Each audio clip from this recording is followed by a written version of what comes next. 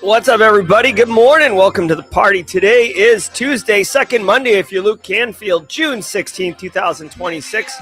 Welcome to Simply Cyber's Daily Cyber Threat Brief podcast. I'm your host, Dr. Gerald Auger, coming to you live from the Buffer Auger Flow studio here in the Low Country. If you're looking to stay current on the top cyber news stories of the day while engaging with an amazing community from the East Coast to the left coast, people going to bed at 9, people going to bed at 9:30, wherever you are, whatever you're doing, you're with the Simply Cyber community and you're in for a treat. So get your coffee, get settled in, because we got a great show for you. Let's go tear the top of the cyber news off.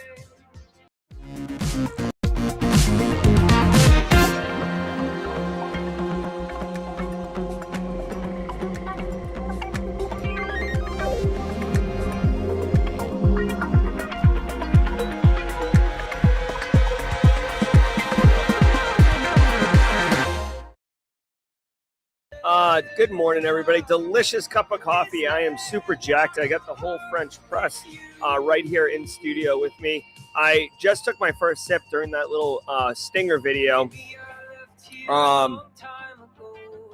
So, yeah, the coffee hasn't taken effect yet, so I might be operating at about 70% capacity, but that's going to change throughout the show. If you're a long timer here, you know, as the fuel starts going, it's kind of like a spaceship taking off. Like, you know, you get the initial boosters and the thing isn't moving, then all of a sudden it starts lifting off. And then by the time you reach, just north of the atmosphere, I'm going about 12,000 miles an hour, and it's awesome. Love it, love it, love it, love it. Let's go. Guys, as I mentioned in the intro, we're going to go through the top cyber news stories of the day. There's 8 stories. I have not researched or prepped Ain't nobody got time for any of them. I have no idea what they're going to be, and that's okay, because I've got 20 plus years of experience and just an absolute insatiable appetite for all things cyber, which means I'm going to be able to take that news story, of course, deliver you the surface level headline and salient details, but then go beyond the headline, give editorial feedback, give insights. I'm an educator. I work at the Citadel Military College in the cyber sciences department. I love educating. I love helping people level up. That's how I measure success, is by how much other people level up from being engaged with Simply Cyber. So, as I mentioned, I'm a big fan of the program. Award-winning, I might add, SANS Podcast of the Year for our efforts and what we're doing here. So I hope you get value. If you're here for the first time and you're like, wow, this sounds like a lot, what's this guy up to? Welcome to the party, first of all. Oh my God, the sound effects are not even, I can't even hear the audio of the sound effects. Can you guys hear the audio? I'm going to mute the music. Welcome to the party, pal. I mean, it's very low, but I want you to know that you are welcome here, you first timers. If you can, take a leap of faith. Be like Indiana Jones in The Last Crusade when he steps on that invisible bridge. Spoiler alert, I know, Jesus, but come on. I feel like at this point, statute of limitations on that movie's spoilers has expired. Say what's up in chat, you first timers. Hashtag first timer in chat. Hashtag first timer in chat. Why a hashtag first timer in chat? Very simple. There's hundreds of people right above my head right now, and we all love welcoming people. Every one of us was a first-timer at some point and got the embrace, got the group hug. Don't be shy. I'm telling you, it benefits you professionally. This isn't a threat. This isn't fear, uncertainty, and doubt. I'm telling you definitively, relationships and networks are going to be just as valuable as your technical skills. It's awesome that you can, you can configure a Cisco routing device with a blindfold on to work in a very complicated environment. That is incredibly awesome. If nobody knows that you can do that, you're going to have a tough time finding a job. That's what's up. So I'm trying to help you with that part of it. So drop a hashtag first timer and squad members, Simply Cyber community members, if you see a first timer, let me know. Space Taco's got an interview. I think it's at 10 a.m. Eastern today. So everybody, let's collectively send Space Tacos, good vibes. This interview's been in the works for a couple weeks at least. Guys, every single episode of the Daily Cyber Threat Brief is worth half a CPE. That's right, continuing professional education credits. So if you have a cybersecurity certification that requires maintenance, you do know if you have one that requires maintenance. You wouldn't be like surprised that you had one that had maintenance. Robert Hendrickson pushing the clutch down and shifting down gear, going from an Omega to an Alpha. What's up, dude? Thanks for the squad membership. Guys, go to Cyber Threat Brief, simplycyber.io/CPE. The link is in the description if you're watching on replay, Cheddar Bob. Put in your name, your email address, and check these two boxes. And on the first of the month, you will get an email from me with a downloadable PDF for you to get evidence for your certification, for your attendance to this show. It went out June 1st. Lots of people got it. People are happy. If you're listening to my voice right now, you get this once a month. I've gotten a few emails from people wanting to know where their daily CPE email was. It comes out once a month. All right. I love this CPE thing, by the way. I think this is so awesome. All right, guys, what do we got? The show is not possible without the stream sponsors. What's up, Pedro? Pedro from Australia. Oi, oi, oi. Good to see you. Before I talk about the sponsors, guys, every single day of the week has a special segment. Tuesdays is Tidbits Tuesday. Come on, get your tidbits. I'm share a little bit about myself. We see if we vibe on it. There's been all sorts of things in the past. I prefer driving stick shift, but I have family, so I don't do that. I hate sour cream. I love Magic the Gathering. I get angry at bathroom attendants. Like, things like that, we will get into it during Tidbits Tuesday. This show is not possible without the stream sponsors. Let me talk about Flare. Let me talk about Flare for a hot second. My guy. Guys, do you want to see how threat actors really operate? Very simple. You've got threat actors attacking your business, right? But you can't see them. Threat actors are not hacking in, they're logging in. Flare is the identity-focused threat intelligence platform that shows if your company's data, like credentials, access, sensitive files, is being leaked or sold on the dark web, Telegram, or hacker forums. And the best part is it actually enables you to reduce real risk quickly. You can see how threat actors really operate with Flare's technology. They give you a front row seat to the criminal underground. You know that Michael Jackson meme where he's eating popcorn? That's what Flare allows you to do for this criminal underground. From ransomware crews and access brokers to steal log marketplaces and Telegram leak channels, oh yeah, Flare shows where cybercrime actually happens. And now, with Flare's identity exposure management capabilities, it will show you how attackers log in. Very simple, people. Go to simplycyber.io/flare. Simplycyber.io/flare. You'll get this form. Takes all of 15 seconds to fill out. You get a 2-week free trial. Guys, I'm telling you, Flare's platform is unbelievably powerful. If you've used it and you're in chat right now, share your thoughts. I'm not making this up. They do sponsor the show, but this is my honest opinion. The platform is awesome. I've used it. If your credentials, your API keys, your secrets get compromised from open source software supply chain attacks, before it gets weaponized, you can discover that it's been compromised. That's super powerful, man. All right. Also want to say holla to Anti-Siphon Training. Guys, you got 1 day left. Space Tacos, crush the interview today. Go to Threat Hunting Summit tomorrow. What a week. That's right, guys. 6.5 hours of blue team goodness tomorrow. Virtual conference, June 17th. There's still time to register for it. 10 a.m. Eastern to 4:30 p.m. You will get 6.5 CPEs. You will level up like a boss. And of course, there's training if you want to take it. We actually raffled off a $575 training voucher yesterday to Wade Wells' training. You can get 20% off with my code, simplycyber26, if you'd like. John Strand's got a training in there. Fawn Roslow on agentic AI. So there's a whole lot. I was actually talking to someone who was dealing with an active incident yesterday with agentic AI. So these skills are very, very relevant right now. Time to get up on them. And then finally, let's hear from ThreatLocker. ThreatLocker continuing to crush it. Endpoint cloud network. Basically, you're not allowed to execute unauthorized software anywhere.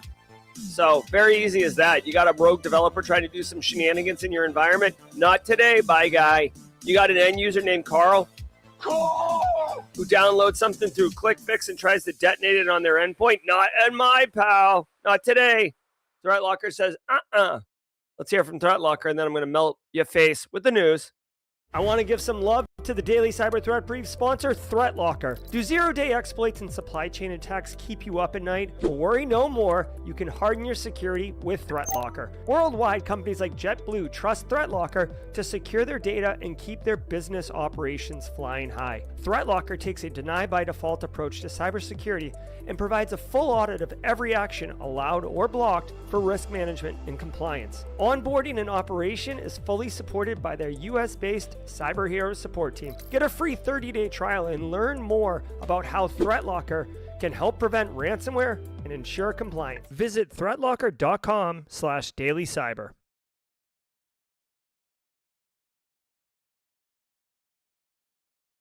All right, my friends, it's that time. Do me a favor, sit back, relax, and let's let the cool sounds of the hot news wash over all of us in an awesome wave.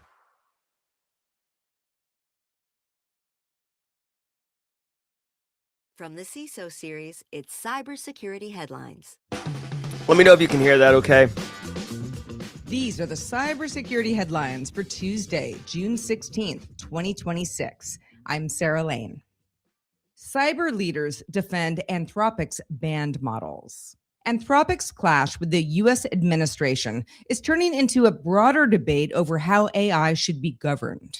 Axios' sources say officials forced the company's advanced Mythos and Fable models offline over concerns that they could be jailbroken, amid growing frustration with what they saw as Anthropic's dismissive response to those risks. Anthropic maintains it worked with the government and had approval to deploy Fable. Now, cybersecurity leaders from companies including Adobe, Zoom, and Sophos are urging the administration to reverse the restrictions, arguing that limiting access hurts defenders more than attackers because security teams rely on these models to identify and stop increasingly sophisticated AI-powered threats. FBI. Yeah, I mean, this shouldn't come as a surprise. The cybersecurity, leaders, they have a picture of Alex Stamos, who was CISO at Facebook for a minute. He's he's keynoted Black Hat or DEF CON, I think Black Hat. So he's definitely a kind of a prestigious, recognized thought leader in the cyberspace. Him and others are saying, dude,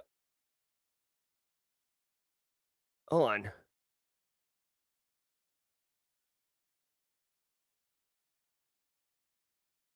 says, wait a minute. This doesn't even make any sense. What? I don't know. Maybe I suffered a head injury like walking into the studio this morning. Cyber leaders defend Anthropic's banned model. Okay, so actually, they're defending using the model, not defending the decision to ban the model. This headline is like a popsicle headache. Did you guys? I don't know if you guys read that. Like when you read that, did you think it meant that the cyber people were pro ban or pro Mythos? You know what I mean? Okay. Anyways, what they're saying here is that the ban hurts defenders because threat actors are using AI to, find vulnerabilities very quickly, reverse the vulnerability, reverse the patches, develop exploits, do full kill chains with AI, and basically the blue teamers need their own set of tooling in order to keep pace with this. It is very much a cat and mouse game here, a race to the bottom. Okay, so everybody read it as pro model, not anti-ban. Okay, or they were anti-ban. All right. Well, I'm glad everybody. I'm sorry. Let me just take a minute and drink a bunch of coffee then, because when I read it, I was like, okay, hold on. I stand corrected. All right, there isn't much to this story in the actual story itself for me to read, but here's my thought.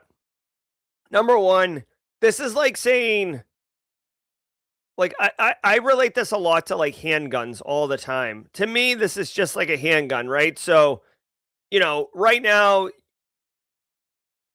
threat actors have access to powerful models, powerful enough to be able to, automate kill chains and like just look at the sheer number of vulnerabilities being disclosed because AI is discovering it, etc. Defenders are using AI to, write rules, detection rules, and, kind of write more secure code, et cetera, et cetera. So by banning this, you're keeping a great tool out of someone's ability to defend their home, whereas the ability is still out there to rob your home, if you will. Here's my thing. Like, number one, if you free it up, it just a rising tide raises all boats. So the bad guys' boats go up too. So there's that. Second of all, you know, I, I said this. I said this in 2023 when ChatGPT first came out. Okay, there's no putting the genie back in the bottle. You don't put toothpaste back in the tube. So, like, banning the model, you're just delaying the inevitable, dude. Like, another model is going to come out. Another country is going to push and develop. Competitor is going to come out. Leaked versions. Wealthy, powerful people will get access to the model, right? It's not like nuclear material where it's super controlled and only certain people will be able to get access to nuclear weapons, and it's going to be very tightly controlled. And you can see, dude, there are like seismic counters all over the planet. So when someone detonates a bomb of that magnitude, you can pinpoint exactly where it was done. So you can see people testing it. With tools like this, with the AI tools like this, there's no indicator it's being used, right? It's software, it's lightweight. So by keeping it out of the hands, I hate to sound so cynical and dystopian, but like, what is banning the model actually get you? You know what I mean? It's just slows down the inevitable. So yeah, I'm with them. Here's another thing really quickly. And I took this from Cisco Live. Just because you release Mythos, right? That doesn't mean, and I mean this with all due respect, that doesn't mean that people know how to use it the correct way. It's not like if we release Mythos, every blue team defender out there immediately becomes like 1,000x more productive. I'm using AI to like proofread my emails and stuff. You know what I mean? Like, I'm not like, you can't just type like, develop a cool cyber kill chain and steal the secret formula to Coca-Cola, enter, and then go get beers and tacos and come back and like AI's done the work. You guys have used AI. You know what the hell I'm talking about. So anyways, I'll stand with these guys. I don't think the ban is warranted, especially since like there's 150 businesses have access to the model. The United States government has been using it with the NSA for like a month. So all they're doing is keeping it out of our hands. AI disrupts massive phishing service. One of the biggest phishing operations on the internet just got taken down. The FBI, working with Google and Black Lotus Labs, dismantled a China-based phishing-as-a-service network called Outsider Enterprise that used AI-powered phishing kits and more than 1 million fraudulent URLs to impersonate trusted brands and steal passwords and credit card data. Authorities say the operation may have led to the theft of 3.8 million credit card records and nearly $2 billion in losses, highlighting how AI is helping cybercriminals scale scams to unprecedented levels. All right. I've never heard of Black Lotus Labs. Has anybody heard of them? It's always interesting. Like, dude, like, the FBI, Google, and Black Lotus Labs. Like I've heard of 2 of those, never heard of the Black Lotus Labs, but if you're doing threat research arm of Lumen Technology, oh yeah. Dude, they have 200 billion net flow sessions daily. Oh my god. Dude, that's like a lot of telemetry. Let's see. They dismantled a massive Chinese phishing as a service op called Outsider Enterprise. They were stealing credit card data and passwords. Okay. They're impersonating trusted brands, sending text messages. Okay. So classic little thing. Dude, if you had attended Flare Academy's passive DNS training, I actually released a video on that. You can retake that 2-hour passive DNS training. In fact, I think if you actually go, hold on, I think I created like a shortcut link to it. Did I? Hold on. Yeah, if you go to this, this is free, by the way. Passive DNS training. There, I just dropped the link in chat. This is free if you want to go to it. But basically, threat actors are rotating domains, like fast flux domain naming, IP addresses, all like swapping them all out. So it's very like 4 or 5 seconds. So like if you're using Whois, if you're, that's why the IOCs with IP addresses and domain names aren't great IOCs, because threat actors change them so often. What we're talking about here is they used AI to send text messages, and then the link in the text message would send you to a lookalike website for AT&T, T-Mobile, Verizon, or whatever, in order to, I don't know, pay a bill or dispute a charge, or get a free upgrade to your newest iPhone, or whatever lie the AI in China wanted to or Chinese threat actor wanted to tell you. Let's see. And I'm serious, dude. They have 9,000 fake websites and more than 1 million fraudulent URLs. That's what I'm talking about. Like, this is cybercrime at scale, right? If you think that you're creating like a bespoke lookalike website, even if it took you 10 minutes using AI, that's fine. But dude, this operation, this is enterprise grade. 9,000 websites, 1 million URLs. Plus, you have to imagine, even if they did a unique URL for every victim, that's 1 million text messages. I don't know about you guys. I mean, I know that it's unlimited text messages now on our plans, but like, how long would it take you to send 1 million text messages? Again, I'm sure they're using like software like Twilio or something to do it. They don't have some guy in a server farm on a BlackBerry just cranking out text messages, but pretty useful, man. 3.8 million credit card records, $1.9 billion in losses. That is insane. So how did the FBI get involved? Because usually the FBI is responsible for domestic action, not international action. Although I guess that is not true, because I know of several, as I said, and I'm like, what am I talking about? Like, FBI has been involved in massive takedowns in Thailand and the Philippines. All right. FBI and partners seized multiple admin servers, an e-commerce storefront, and account threat actor used to test the phishing services.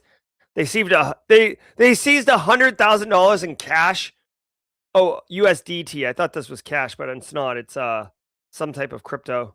And then, of course, the classic splash page when a customer of this service goes there to get it. All right.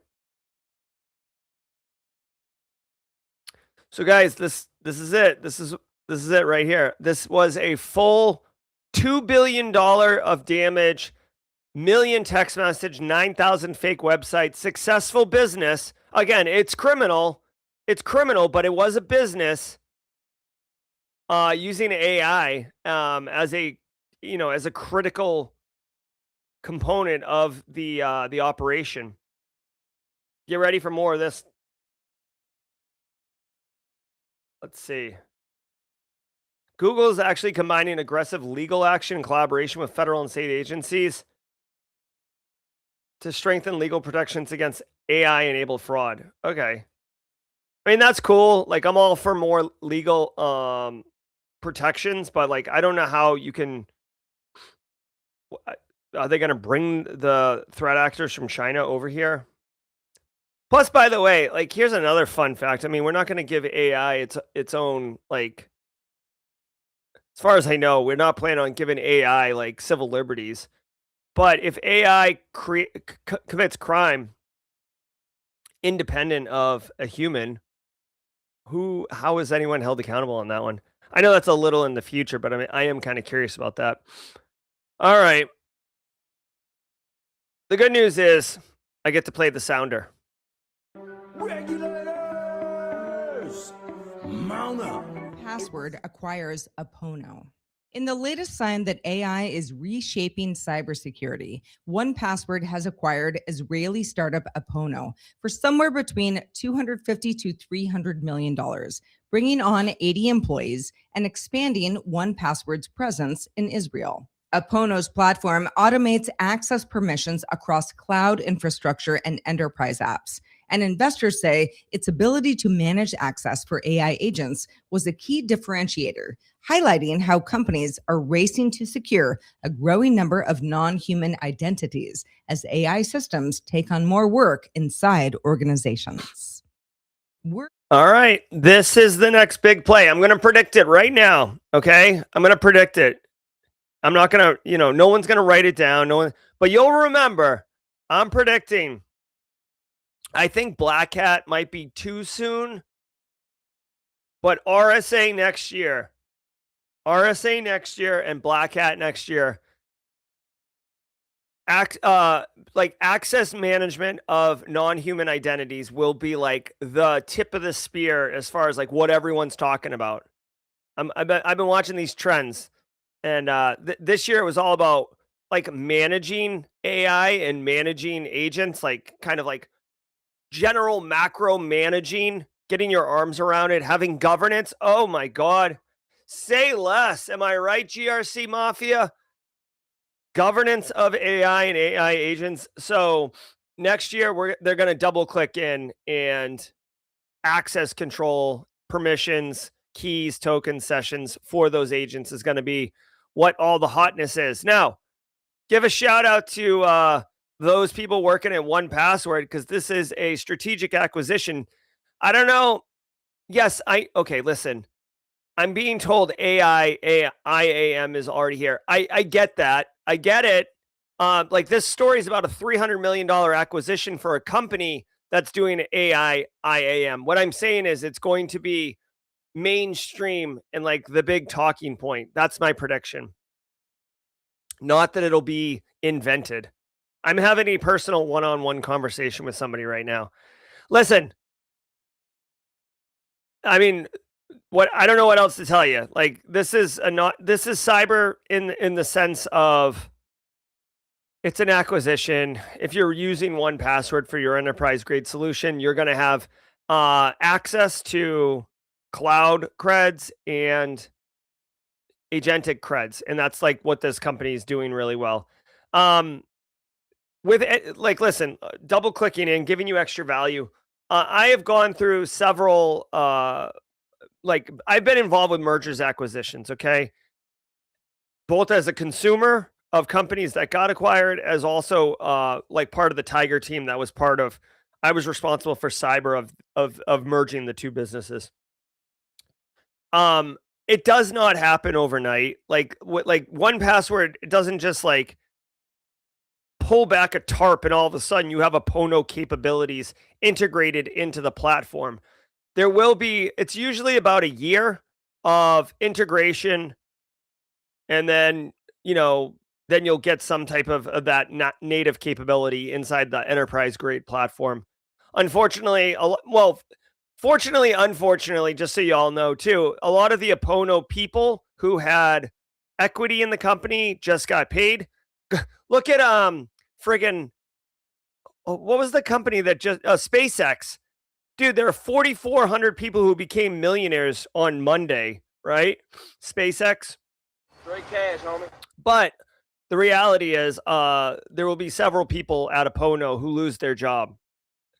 right? I hope they had equity. I hope they got a payday. But whenever two companies merge, there's a lot of it's called redundancy, which is such a cold corporate term. But you've been deemed redundant. They don't need like two HR chiefs. They don't need, so a lot of people know when they run this tech startup life, they get acquired, they do the integration 6 to 9 months, get golden handcuffs possibly, and then you're out on your butt. And a lot of people are attracted to that tech startup life. They'll just go to another tech startup. So WordPress plugins hijacked. A supply chain attack compromised several popular WordPress plugins, potentially exposing up to 1.2 million websites to takeover. Researchers at Sansec say attackers tampered with JavaScript delivered through the infrastructure behind Opt-in Monster, Trust Pulse, and Push Engage, letting them create hidden administrator accounts and install stealth backdoors whenever a site administrator loaded a page. The attack lasted briefly before being detected, but it does show how compromising a single software provider can give attackers access to massive numbers of downstream websites. all right.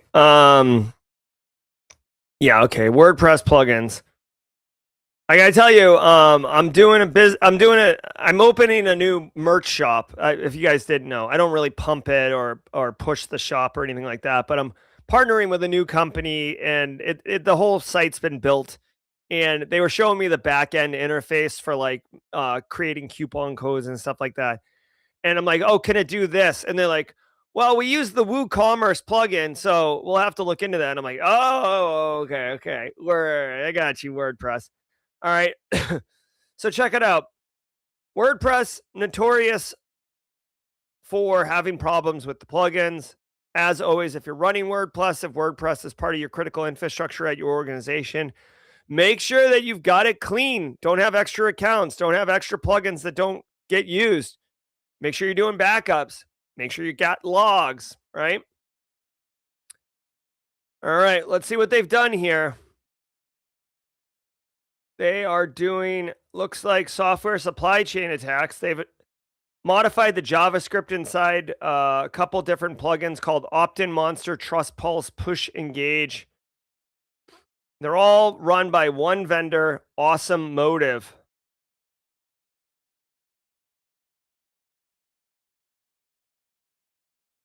So it's oh my God, excuse me. Sounds like threat actors compromised developers at Awesome Motive, planted in the code.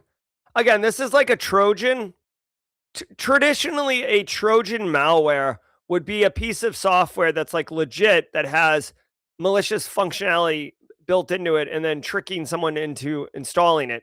That's very similar to what's happening here, but they've gone like one step farther by getting into the actual developer's code and system and integrating it natively instead of kind of bolting it on after the fact. Let's see. So what it does is it looks to see if it's an administrator who's accessing the website first. And if yes, then it creates a fresh admin account, installs a backdoor plugin, and ships new creds to a lookalike of the legitimate chat service Tidio. Okay. Let's see.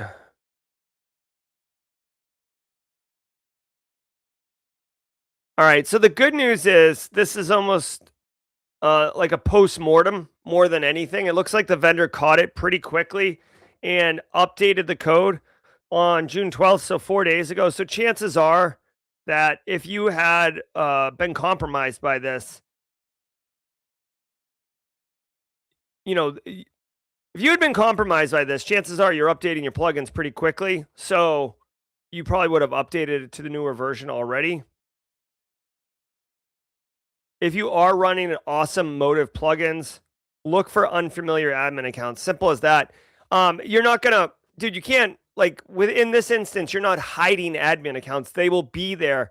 This is another part of just a best practice, guys. You shouldn't be creating admin accounts all over the place, right? That, like, people get hired, people get fired or leave or whatever. Those accounts happen more frequently. Admin accounts, they shouldn't be happening that often.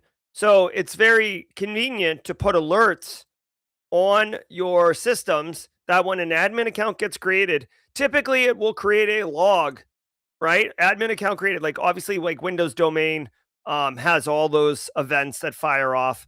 And for sure you want alerts on domain admin creation and other high privileged accounts. But my point is, if you're running WordPress and it's like a critical piece of your infrastructure, just like the merch shop for Simply Cyber runs on WordPress and uses the WooCommerce plugin, right? You should have detections fire off. Throw a friggin' webhook into Slack. Send an email. Do anything. Have some visibility. It's called detections. Listen, at the end of the day, hold on. I haven't done this in a minute. I feel like I abused this for a while, and then I didn't do it for a minute. So it's time again.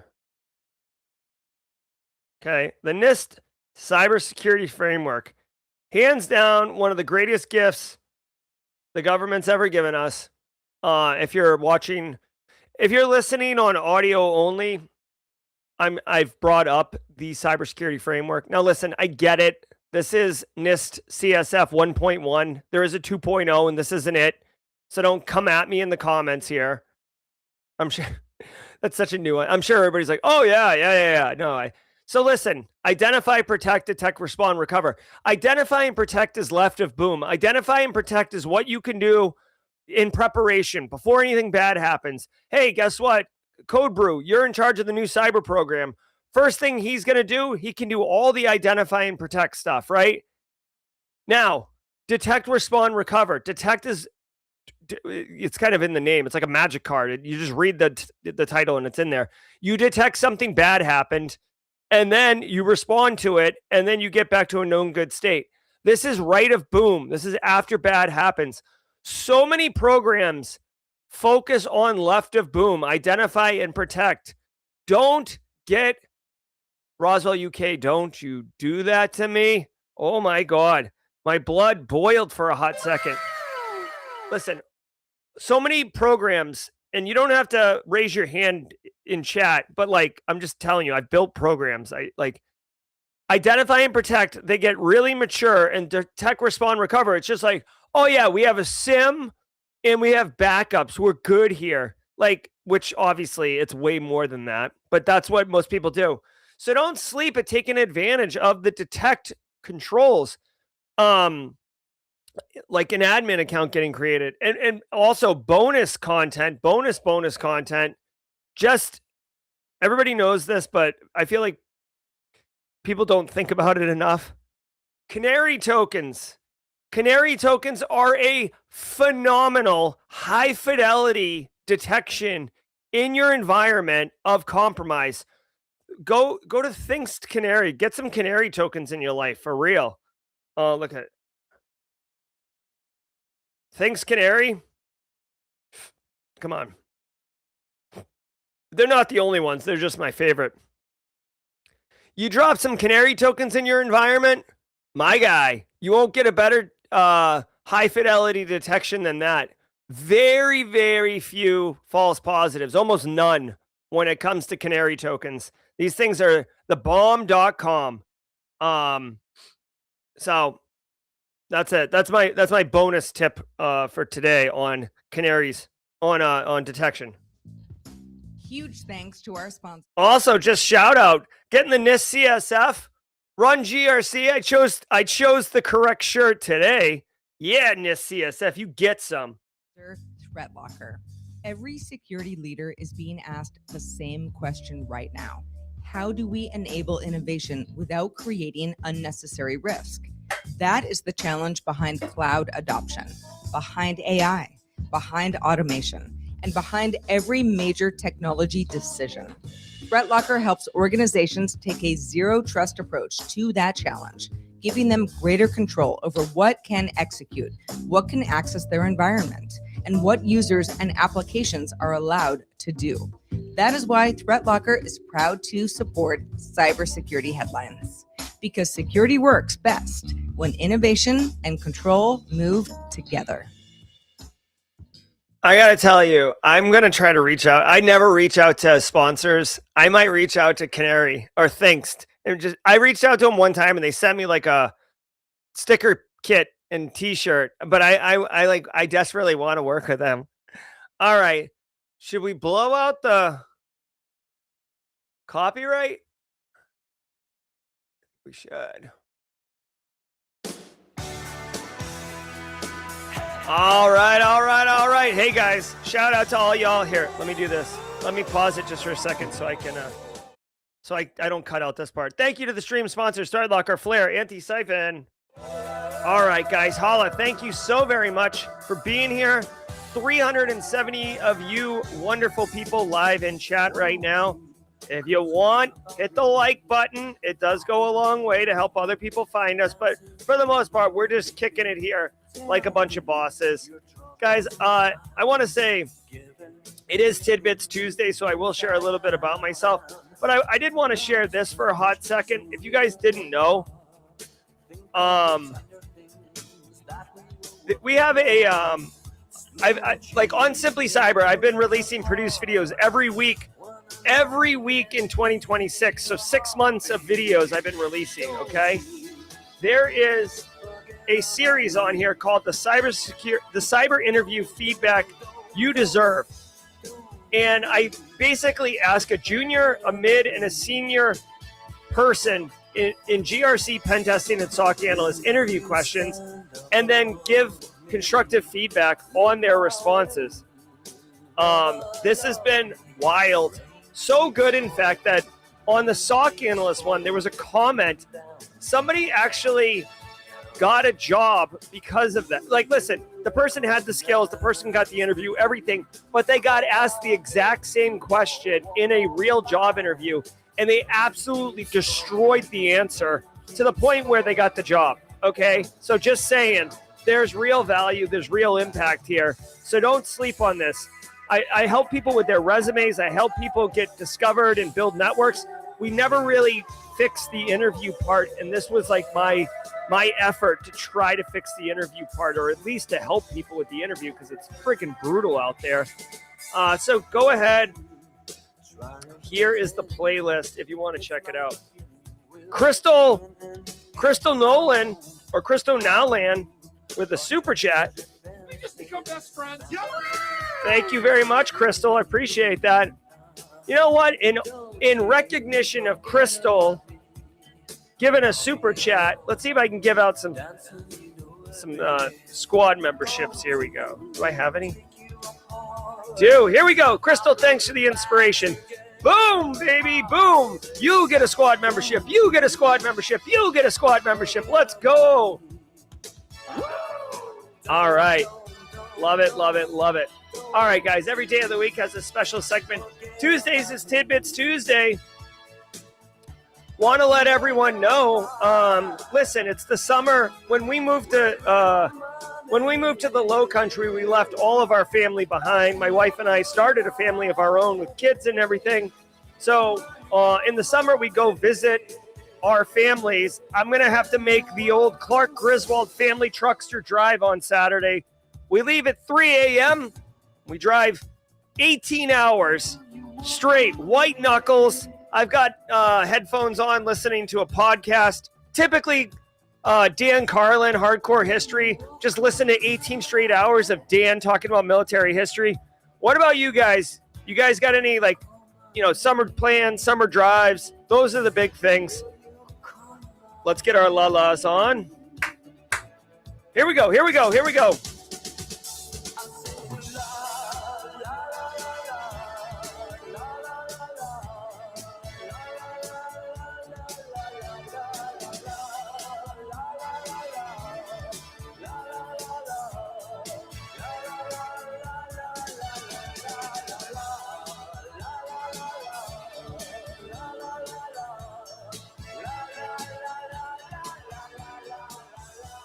Oh, so good. Oh, Kyle, we ride at dawn. I wish that was the case. I get my family up at 2 a.m, and I say, get in the car. I want to be in Virginia before the sun comes up. Let's go. But seriously, we get to about middle of North Carolina. Here's the reality. The real Tidbits Tuesday, and this is a little scary, y'all. The real Tidbits Tuesday here is that I leave at 3 a.m. and drive all through the day because, dude, I'm old now. And like, I can make the drive. It's not difficult to make the drive. What sucks is once it starts getting dark, dude, I start getting the nods. I don't know about you guys. Like, I'll put my window down, stick my face out the window. I've like open hand slapped myself several times. Like it's scary. I got my family in the car. You know what I mean? I can't be nodding off while I'm driving. So, but during the day, I feel less likely to nod off. So that is exclusively the reason why I make everybody get in the car at 3 a.m. and just get after it. All right, let's finish the news. China Nexus actor spy undetected for a year. A China-linked espionage group infiltrated a U.S. medical university connected to military research using custom malware to steal credentials from the widely used RedCap research platform and gain access to sensitive networks. Google says the attackers targeted everything from medical research and public health policy to defense technology and military programs, and used a novel technique that quietly forwarded emails containing strategic keywords to attacker-controlled accounts. Copilot flaw. All right. Dude, Google disrupting that. Dude, Google's doing more national security, or not more, but doing some of that national security stuff.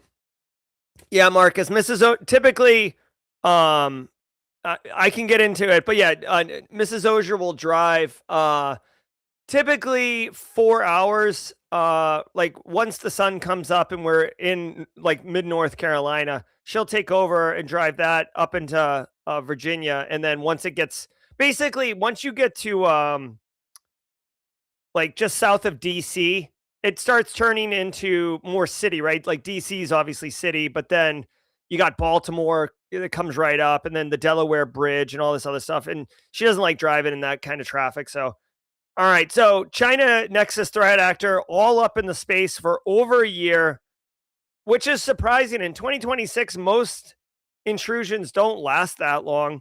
I will say, guys, I've said this 1,000 times before, literally. If you want to commit espionage, like China is definitely the Obi-Wan Kenobi that you'd like to study under, young Padawan. U.S. academic, medical, and military research institutions for over a year, just scooping up all that data. I will say this. It appears that China's desire for espionage is more in the vein of self-improvement and continuing to make China, great again, than it is about undermining and compromising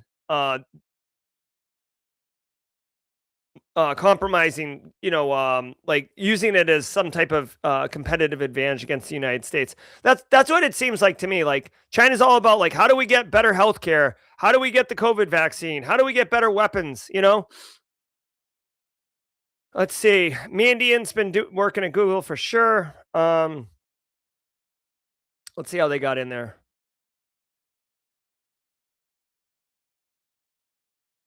All right. Let's see. Dude, molecular discovery, clinical drug trials. Okay. So what I hope this story either tells me like how they got in or what they stole. I will say this, if you work at an organization that has some like, cutting edge research or something like that, you are a target of Chinese-based threat actors. Okay, here we go. Design clinical research. Hey, Gen Z, don't get too excited here. UNC6508 deployed custom malware named Infinitared to capture creds for RedCap with malicious activity continuing consistently, whatever. They remained undetected for a year before using the capture creds to access the victim's internal network. My guy. So listen to this. They stole the creds and sat on them for a year. I don't know. Like, I don't know about you guys. Like, first of all, I hate having my end users have to maintain and change passwords. So when you have multi-factor authentication, you can have password. Like if you have a long password and multi-factor authentication, you can go longer without having them change their credentials. However, this went a year, and it would seem that there was no multi-factor authentication because it just says the captured creds were used. Doesn't say anything about multi-factor. All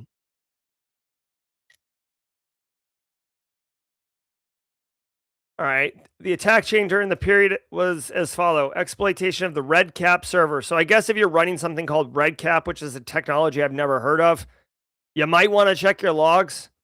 Oh my God, guy. They use stolen credentials to access a domain admin account. Domain admin is essentially crown jewels. Like how you should be limiting the amount of domain admins and have alerts on them. Guy, here's my thing, dude. If they stole domain admin creds, that means either some engineer was logging in and using that as their daily driver, or, had logged into a machine and it had cache creds. Here's my thing. Okay, just really quick. You should only use domain admin when you're doing domain schema changes, which is not often. There's no reason. It's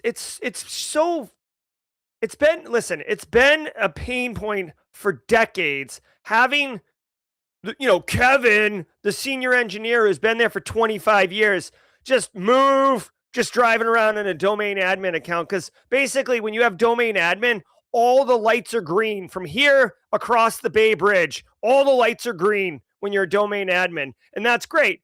Remember, usability, security.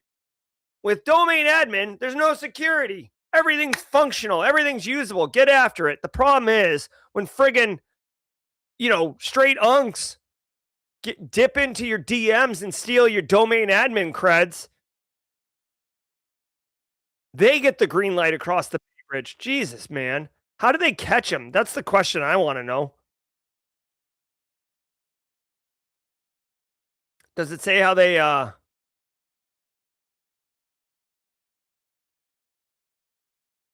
right, they concealed their malicious activity. They used US-based IP addresses in their network. Okay, whatever. All right, so if you're a defender and you're trying to protect yourself from state-sponsored Chinese-based groups, which, is pretty serious.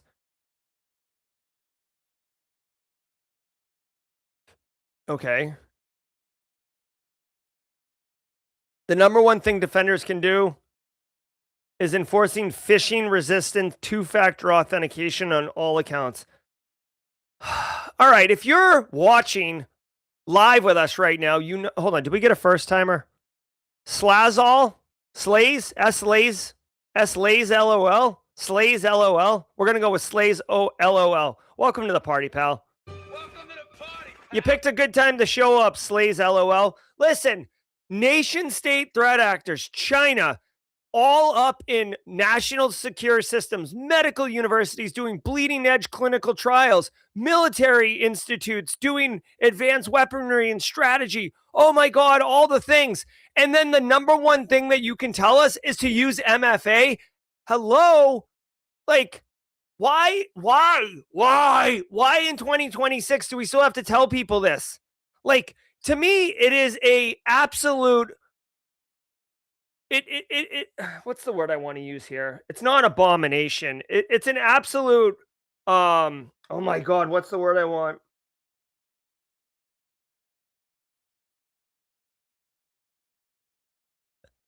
Listen, we do have to tell people to use MFA in 2026 because they're not using it. We have to tell people to patch their stuff in 2026 because they're not patching it.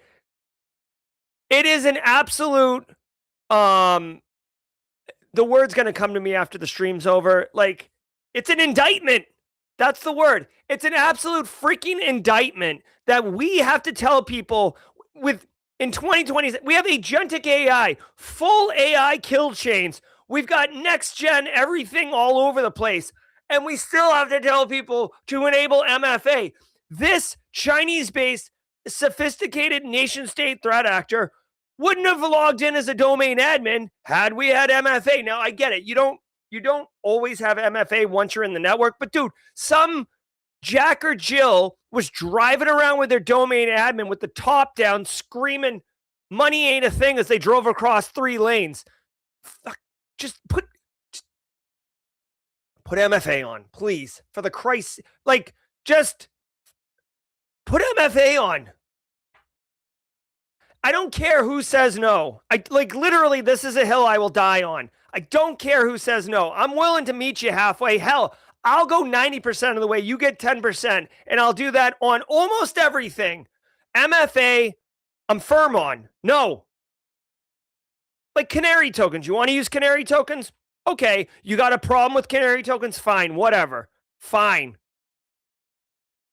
Like, even the domain admin, okay? Like, I don't want you to use the domain admin account, but if you insist, IT overlord, fine. I'm not going to fight you. MFA, I will, put on the gloves and go in the ring because it's that important. Like, dude, it's embarrassing.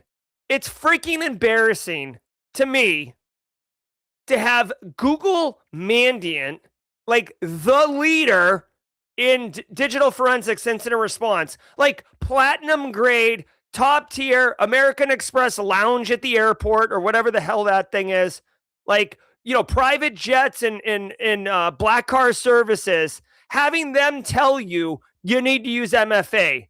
I feel like this is me telling my son he needs to take a shower or he needs to put his bike helmet on or something. It's like, he's like, I know, Dad. Well, then I don't want to tell you, like, because we should know. Like, be accountable for yourself. How are you a leading edge medical institute and don't put MFA on these things? My guy. God damn it. Could have had it all.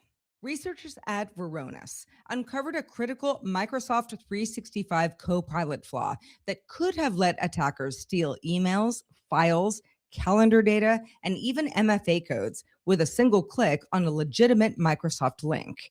The attack chained together 3 vulnerabilities, including a prompt injection technique that tricked Copilot into retrieving sensitive information and then leaking it through Microsoft's own infrastructure, which was difficult for traditional security tools to detect. Microsoft has fixed the issue, says there's no evidence of real-world exploitation, but the bug is another reminder that AI systems can create ways to expose data by connecting old web security flaws with new behavior.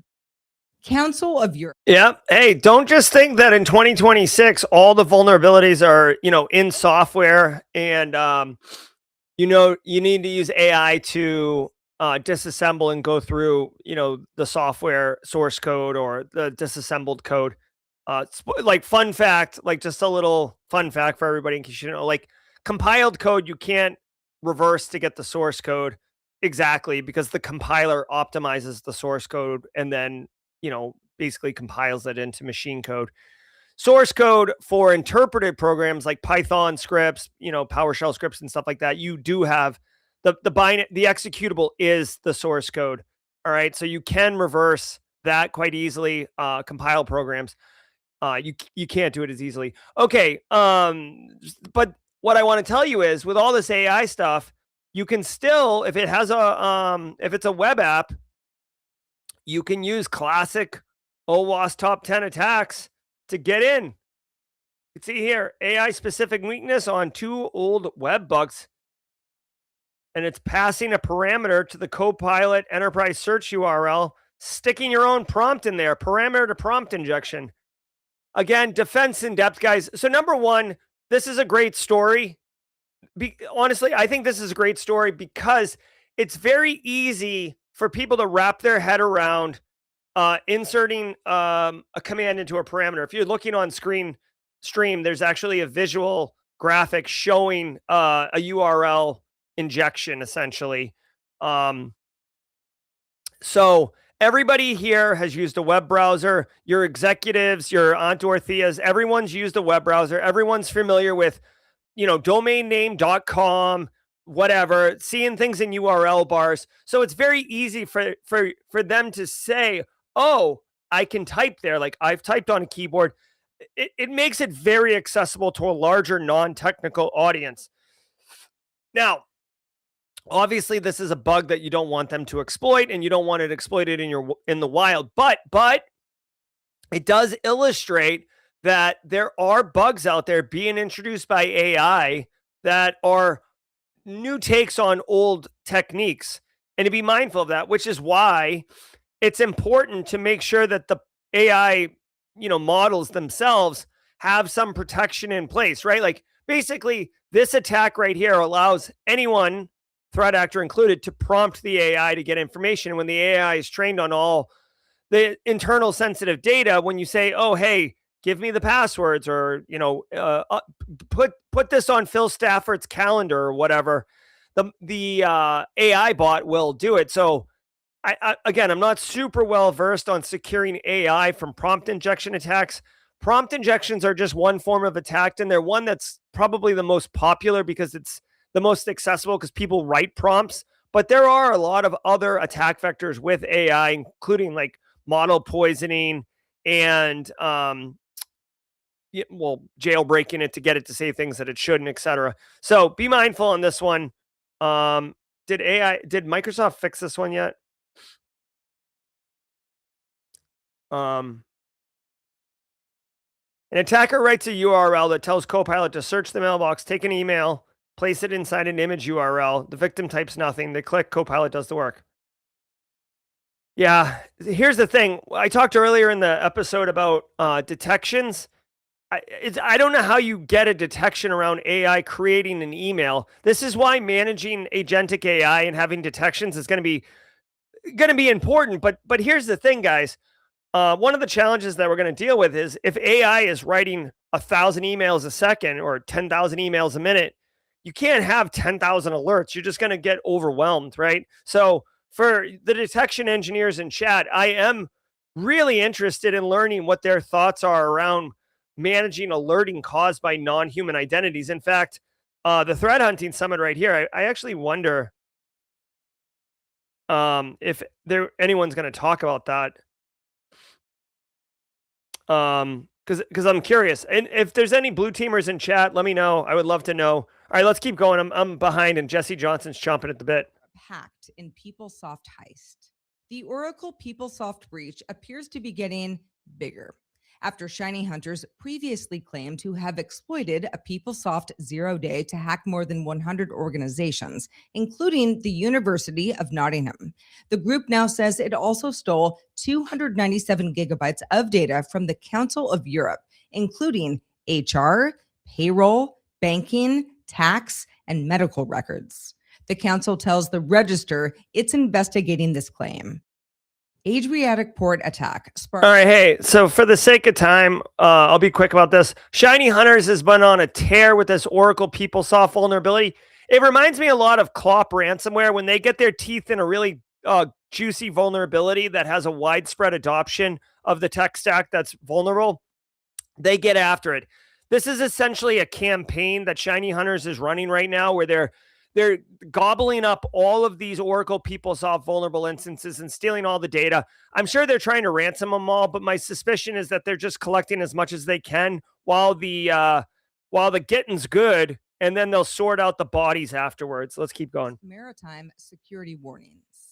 A ransomware attack on Italy's Adriatic Port Authority is being cited as a warning about growing cyber risks to global shipping infrastructure. Threat intelligence firm ReSecurity says the Anubis ransomware group breached the authority through a phishing attack, stole contracts, employee records, and port security plans, and demanded a $10 million ransom, though the Port Authority says only about 2% of its data was actually affected. Cybersecurity expertise. All right, I do have on company boards. I do have a friend I do have a friend who's the CISO over a port authority. Maybe we can get him on Firesides and talk about this. Maritime is interesting. I wish I had more time. I actually spent some time on some research vessels and boats in the Antarctic Ocean, there isn't an Antarctic Ocean, around Antarctica. And it is wild what is going on in maritime, especially when you can't see land anymore. The Port Authority here is basically saying, eat my shorts in the most late 90s Bart Simpson way possible. They got 2% of the data. They're not going to give them $10 million. Eat a bag of whatever. And yeah, we'll see. I don't think the Port Authority is going to do this. Let's see how they got in. Mass exploitation of internet-facing systems featuring unpatched Sonic Wall VPNs without multi-factor. SolarWinds Web Help Desk, Cisco SSL VPN, Citrix Bleed 2 flaw. Listen, again with the multi-factor authentication.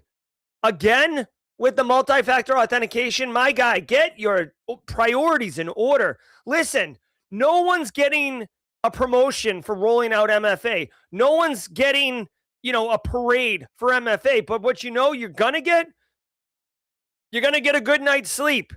Listen, either you know better and you're not sleeping well because you haven't put MFA out, or you have the Dunning-Kruger effect and you think that just your aura, hey, Gen Z, look, I'm using aura. Your aura is so sigma that you don't need to put MFA in because you if a threat actor get in, you're going to judo chop them. No, put it in place. And someone said earlier in chat, MFA isn't bulletproof. 100% agree, but it is one hell of a control. All right, let's go. I told you guys the coffee would kick in. All right, listen. This was Simply Cyber's Daily Cyber Threat Brief. I was your host, Dr. Gerald Auger. I'm loving life, living the dream. Don't go anywhere because we got Cyber Career Hotline coming on hot and heavy. My man, Jesse Johnson, he's standing up. The energy is live with this one.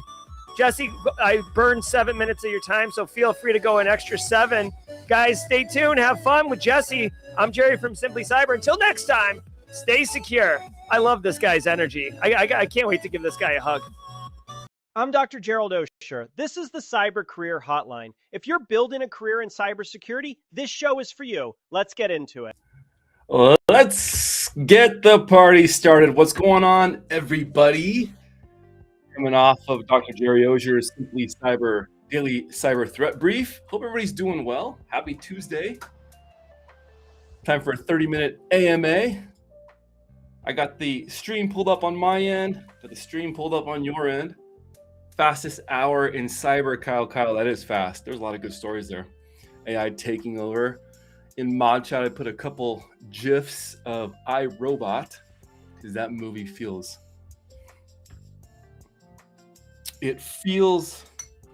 apropos right now, right? Hey, itching to learn. Thanks. James McQuiggan, my dude. I see Space Tacos in chat. A lot of people that I've been on my cybersecurity journey with over the last few years are here in chat, which is super cool to see. What is going on? This is a 30-minute AMA. Maybe you're trying to break into cybersecurity, level up. I myself work in security operations, vulnerability and risk management for an MSP. And so I've got some experience in multiple different sectors, spent some time working in healthcare as a cybersecurity specialist, managing hospitals, cybersecurity. That was like a learning curve that went basically straight up. And so I do have some insight into the industry, what it's like to get hired, what it's like to come out of maybe not a traditional IT background, and then work your way into a full-blown cybersecurity position. So I do have experience kind of hacking the resume and the interview part. So please, if you're trying to maybe break in or level up, drop questions. I would love to provide some value and answers if I can. If not, we've got a full community here in chat who is also, from my experience, more than willing to chip in with some info. Oh, wow. Happy Taco Tuesday. It is Taco Tuesday. I'm craving some lengua. Now, you know I'm craving? I can go for some lengua tacos or some al pastor tacos.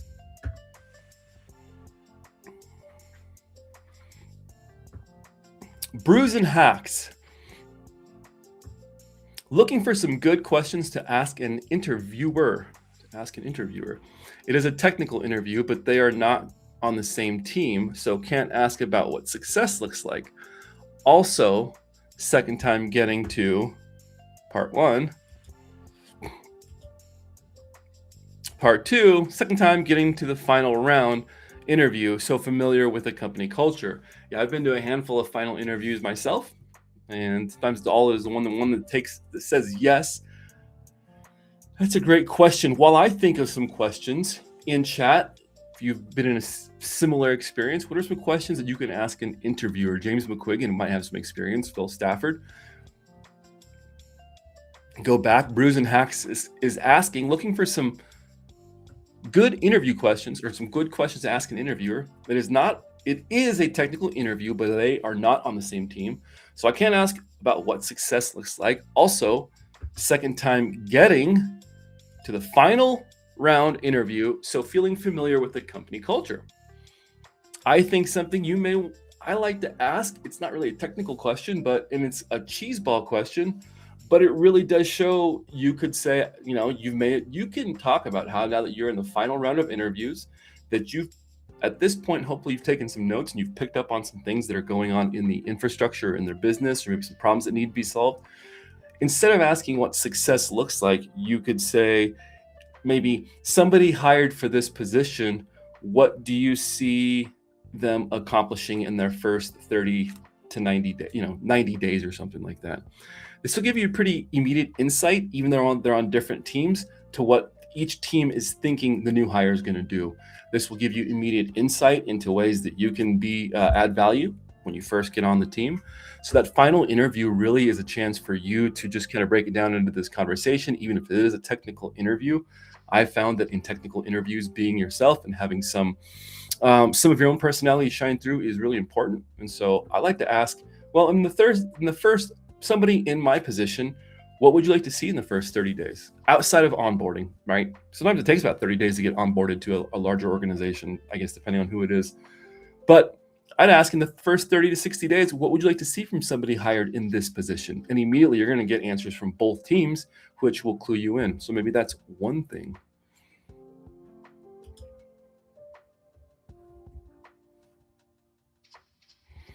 So Kai Cypher asks, I've been looking into PENT, AGI, or penetration testing, artificial general intelligence for the past few months. Wondering if me or anybody else on chance in chat has anybody in chat have any experience they could talk to Kai Cypher around PENT, AGI, or penetration testing, artificial general intelligence. I personally do not have any experience in that field. Definitely interested in learning more.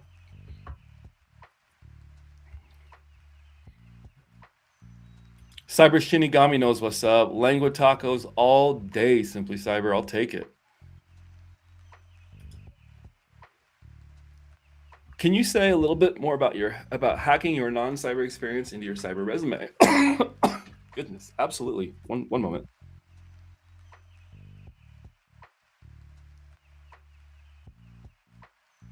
Excuse me, that just about went off the rails. Yeah, so I think one of the big things going in, so the question is, how can I say a little bit more about hacking your non-cyber experience into your cyber resume? One thing I did have going for me is that throughout my different careers in different sectors, I had one of two things. Either some kind of technical IT component was in there, or there was a client-facing soft skill that I was able to kind of leverage. And here's something that I have learned from many hiring managers. If you have half a brain and you're competent and you're willing to pay attention and learn, you can be taught any of the technical skills in our industry. It can be. If you can type, if you can somewhat critically think, and you can read and you understand things, directions, step-by-step instructions, when it comes to the technical stuff, you're going to be fine. It's kind of like math. There's a solution, there's a problem, there's set steps in doing things, and sometimes you have to break them to figure them out. And so I always enjoyed incorporating more of the soft skills, leadership, and communication aspects. For me to get buffed up mentally on a tool set before going into an interview is not that hard. To be able to answer technical concepts about a tool set, to me, isn't that difficult. Sometimes where it gets difficult is when folks ask some of the more I've seen get difficult is some of the more soft skilled engineered questions. And so one of the things that I would do is on my resumes is to make sure, A, that I had some experience that I could speak of, right? You always want to make sure that your experience is somewhat, you've heard this a million times, tailored towards the position. And then the second thing is I utilize soft skills when it came time, typically, a lot of times, through healthy networking. There wasn't really an entry interview. If you get recommended to a place, typically that first HR interview for you is going to be different than for just somebody who just their application got filtered.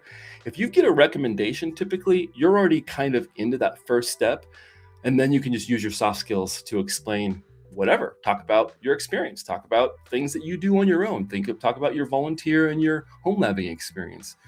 And so honestly, the first thing I do when it comes to hacking my cyber resume is I really focus on having that quality network of people. The last, I'd say 5 or 6 job recommendation or job interviews outside of the hospital, that was all solo, that was all me researching, interviewing, grinding, the whole nine. But the last handful of interviews that I've gotten, and sometimes made it to the final round, were because of an internal recommendation, either from somebody in the Simply Cyber world, somebody maybe on the LinkedIn world, the TCM world. It didn't really matter, but somebody had passed my name along and said, hey, I think he might be interested in the role. Don't know if he has the experience or the fit, but it would be worth the interview. And so when Dr. Auger and people like myself say, hey, try working on building that healthy network. I'm not a social media dude. If you know me, I post about when I'm going to teach something.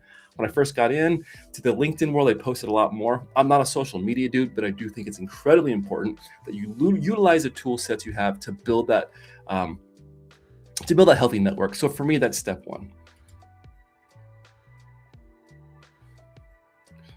Oh, that's a great question. Simply Cyber says, hey, Brews and Hacks, something you can say in your interview towards your interviewer is, I always like to ask, what's something this company that is unique? Which is a great question to ask.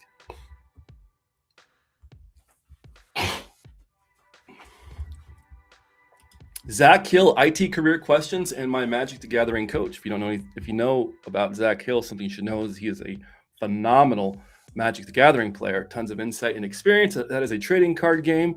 What is my favorite Magic the Gathering format and why? Oh, you dirty dog. You knew you were going to open up a can of worms. I enjoy all of the formats and all parties involved to have a good time and a fun learning experience while winning at all costs.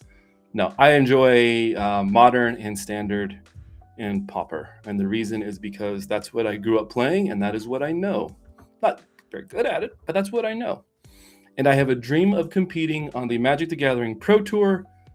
Probably won't happen this year because I got a late start, but next year, that is a goal of mine. So I'm putting it out there for 250 people that Jesse Johnson will be competing in next year's Magic the Gathering Pro Tour. Looking for more questions. Ooh, I think this is a good Brews and Hacks. What is something someone who had this position did before that you would like to see continue? Hey, that's a good one too. So I asked, my question was, somebody in this position, what would you like to see out of the next 90 days? Kyle, lead analyst, says, well, somebody in the same position, what would you like to see them continue doing? So maybe there's something, an ongoing process. A lot of times, and I found this when I got into the hospital, I kind of wanted to like boil the ocean day one, turn on all the things, patch all of the things, and it just didn't work like that.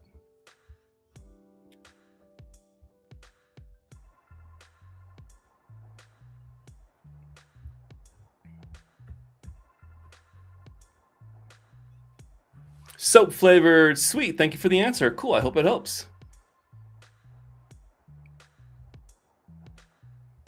Scrolling for, oh, we have Authentically Cyber today, don't we? Here's a question. Lorenzo Lancia, 70. Would someone be more likely to get a GRC position locally or remote, looking for efficient targeting for applications? Apply for both. I don't know the size of your city. If it's a massive, if you live in a massive metropolitan city, then I think you're probably 50-50. I work fully remote currently. And there are days that I long to go into the office and just smell the fluorescent lights and the paper and the person at the front desk and like the banter between coworkers and the frustrations of being in the office. But man, being fully remote is pretty awesome. Would somebody be more likely to get a GR position locally or remote? Again, it depends. If you're in a small town where there's, one stoplight, one Wendy's, and a gas station, I think that answer is pretty obvious. If you live in a place where there's businesses that would require GRC, not everybody is going to have a open position that requires a full-time GRC analyst or GRC engineer, whatever you want to call it. So locally, you probably have better look. The pool is going to be bigger remotely, but you may have a good opportunity locally. One of the things I would recommend doing is do a report, have an example of how your spreadsheets and your reporting, your documentation looks like. A big part of GRC is paying attention to details and documentation. Documentation, period, in cybersecurity. Have some drafted. I've got some fake made up documents. I have a pen test report. Even if it's not a pen testing job, I still submit that as here's some resume hacks. I submit a pen test report. In college, I got really good at doing reports because I hated doing them. So I made myself get good at them. Some pen test reports I think are really fun, or like a risk management report, something like that, right? A risk report or a gap assessment. So I have a handful of those. They're mock. They're either from a previous application cycle, did it for another company, or I just wanted to have it in my portfolio. And I'll actually submit a pen test report and maybe like a gap analysis in the GRC world and say, hey, I know this is not your business and a little hokey, but I want to give you an example of my documentation because I'm very proud of it. This is an example of how I think when I document things. So here's the technical side for you folks. And then here's my client facing executive summary. That shows a ton of insight outside of the, hey, can you press 1-0 and click this on your mouse?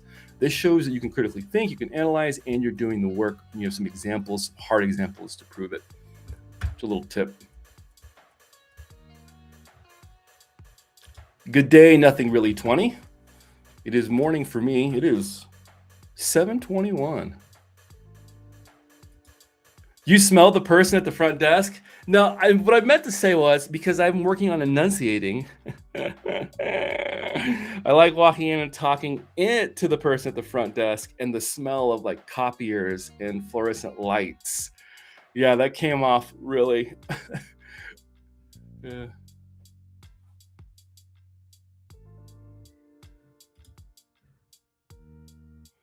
Here's striving to learn for the AI folks.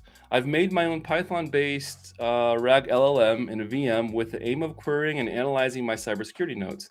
I'm looking at the best data, unbiased data sets to continue training it. He's looking for some unbiased data sets to continue training AI models. Welcome suggestions.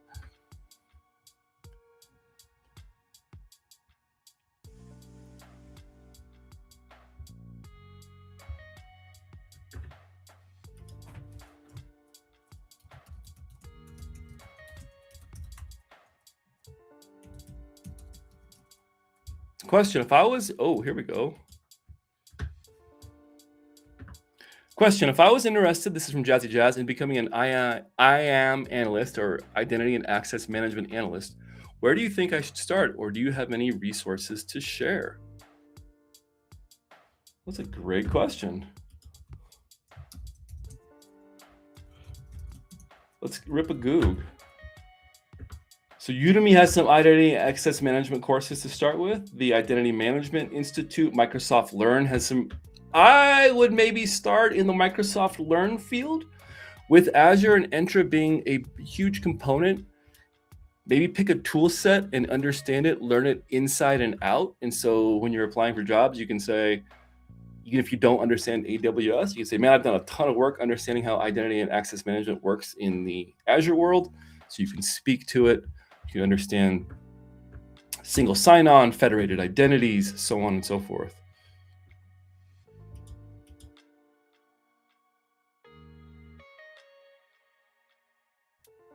Nothing really.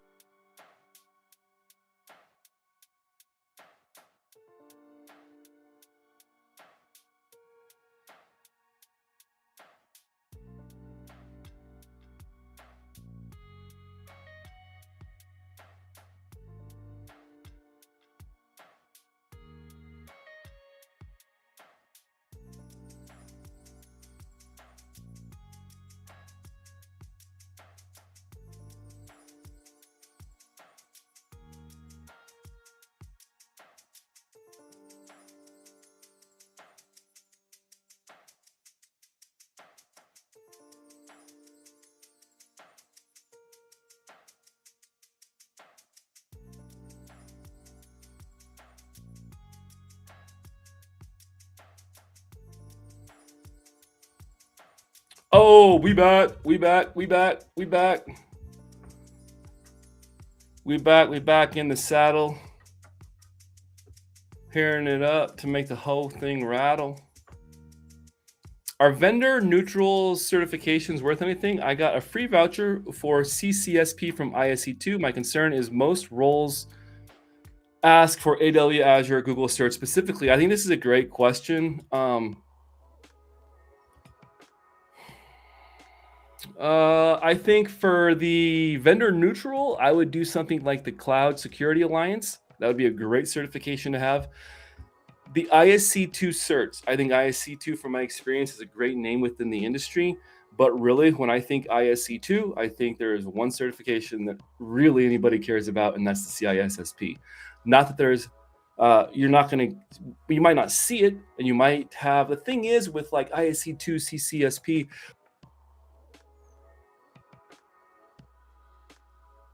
you should gain the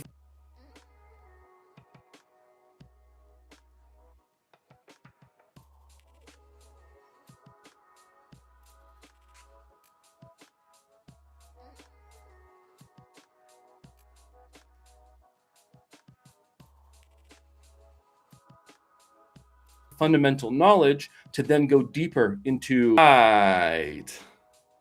We got 4 minutes left, and I do not want to bork. No, I had tons of bandwidth. Everything's hardwired in. I don't know what's going on, folks. Anyways, real quick before we got to pivot over to Kathy Chambers, Authentically Cyber. So you want to check that out. Our vendor, I would stick with like the Cloud Security Alliance for a vendor neutral certification.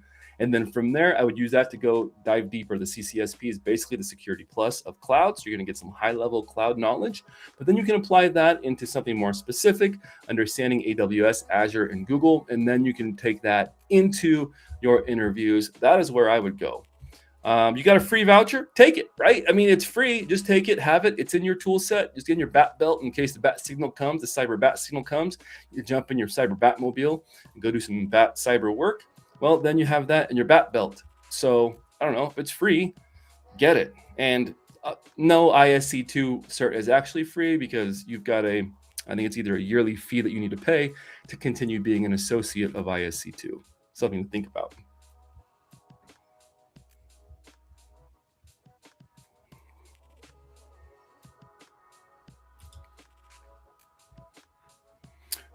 Michael says, personally, if you get a free cert, take the exam and you can learn to relate it to the more popular ones. It still gives you a trial run for free and better prepares you for other vendor certs.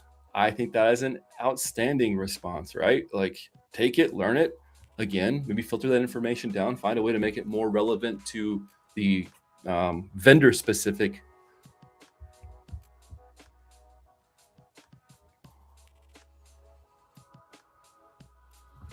All right, Space Tacos. I want everybody in chat to wish Space Tacos a send her prayers, positive vibes, good thoughts.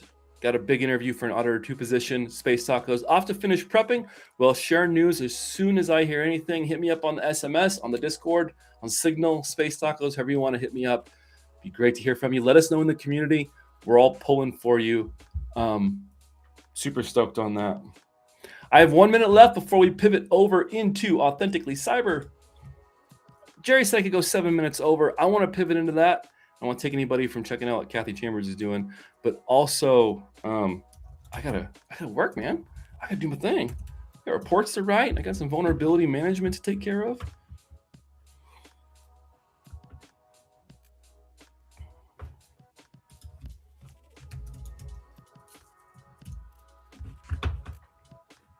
Everybody's sending Space Tacos the love. That's what I like to see. Going back to the CCSP, another comment, very similar, kind of echoing what we're saying. Take the CCSP, the supplement with whichever platform you want. Both Azure and AWS offer free education to some degree.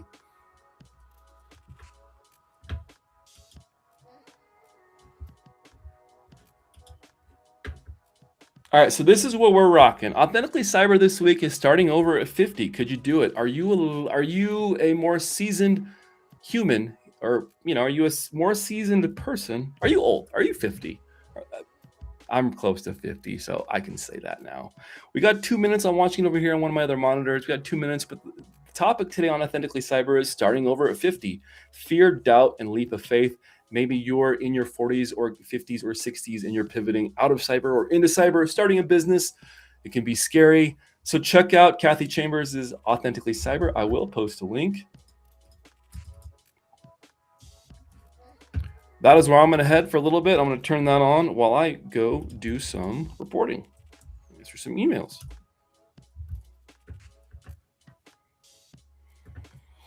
All right, team, that gives everybody a few minutes. If you're going to join us for Authentically Cyber to jump in stream, I'm going to roll. Hope everybody has a wonderful day. Hey, Dr. Auger, thanks so much for letting me host Cyber Career Hotline. Truly is it's an honor, and it's super fun to hang out with everybody. Kind of chomping at the bit to chat with everybody. All right, I'm going to roll. I'll see everybody on the next one. Until next time, stay secure and take care of yourself. See you.